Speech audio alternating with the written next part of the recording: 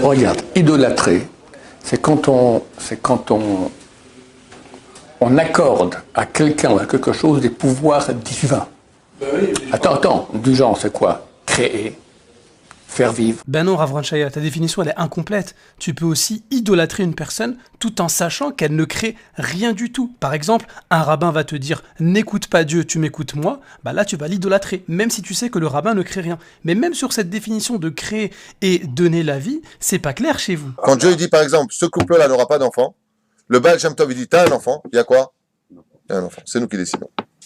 Tu comprends? C'est pour ça que Dieu n'est que l'ombre de nos actions, ce que tu dis tous les jours, matin et soir. Bon, maintenant on peut retourner à l'explication de Rav Ron Shaya. Maintenant, il faut savoir que les grands de Torah expliquent une chose super fondamentale. Bon là je mets en avance rapide parce qu'il va raconter des choses un petit peu spéciales. Tu fais une mitzvah, tu attires sur la fin des temps, on va appeler les tzadikim au nom de Dieu. Comment ça? Ça veut dire que les sages, les rabbins, seront appelés du nom de Dieu? Tu peux développer? Parce qu'effectivement, ils reçoivent en eux des parties divines. Et What?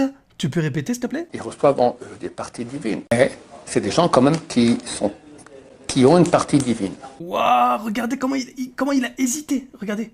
C'est des gens quand même qui ont une partie divine. Alors, pas en faire un Dieu, mais savoir qu'il a des pouvoirs divins, pas comme Dieu, mais il en a, et on le voit. Mais attends, oh, toi qui dis que le christianisme c'est de l'idolâtrie. Mais d'après la Torah même, le christianisme est considéré comme de l'Avodah Zarah, comme de l'idolâtrie. Mais là, tu fais exactement la même chose. C'est pas des dieux, mais ils ont des pouvoirs divins. Ils ont des parties divines, mais pas comme Dieu, mais ils en ont. Mais ça va pas? Alors, Mais en fait, le Rav Ron Shaya, tu viens de confirmer un verset coranique, Sourate 9, verset 31, qui indique « Ils ont pris leur rabbin comme seigneur en dehors d'Allah ». Et ça, on le voit même dans le Talmud, dans Bava Metzia 59b, avec l'histoire du four d'Aknaï, où on voit qu'une voix céleste divine indique au rabbin qu'il faut écouter l'avis de Rabbi Eliezer, et les autres rabbins s'opposent en disant on n'écoute pas la voix du ciel, autrement dit on n'écoute plus les voix divines.